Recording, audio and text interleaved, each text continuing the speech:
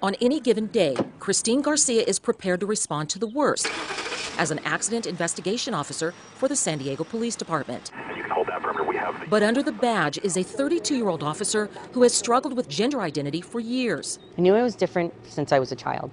Being very young, I didn't know quite what I was going through. I didn't quite know why I felt this way. In July 2015, Garcia announced to the department that she is transgender. I was really having a rough time with it. I didn't know of any other transgender officers. And I didn't know that you could be transgender and be a police officer. They don't have a license. In an unprecedented step for an officer in San Diego, Garcia first came out to Dan Meyer, the LGBT liaison sergeant for the department. This was definitely a first for the San Diego Police Department. I knew kind of going into this that we were going to have to kind of set the standard. We just wanted to make sure that we were doing everything we could to make sure her process was what she wanted it to look like. The hardest part of her transition from Chris to Christine was not having to tell her family, but having to tell other officers. Telling 1,800 officers that I'm transgender and not knowing how they were going to treat me was my biggest obstacle.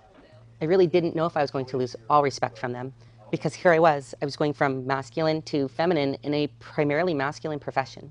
But what she described as an irrational fear was put to rest when a flood of support from other officers, some of who she'd never spoken to before, commended her for coming out. A lot of them came to me and said, you know what, you're a good cop, and that's all that matters, is that you're a good cop.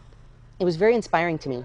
It showed me that I really can be a cop, and I can be transgender, and it really is okay.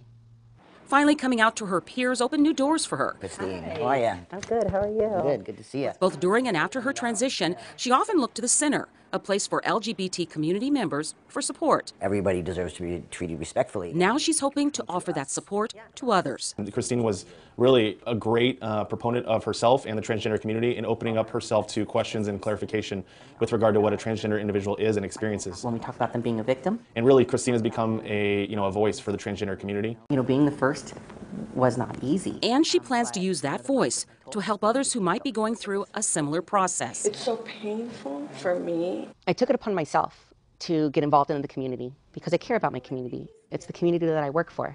I know there are others out there like me, and I also want to be there to help them through their process if they choose to come out, because it's really difficult to do this alone. For resources, visit thecenter.org or log on to sandiego.gov/police.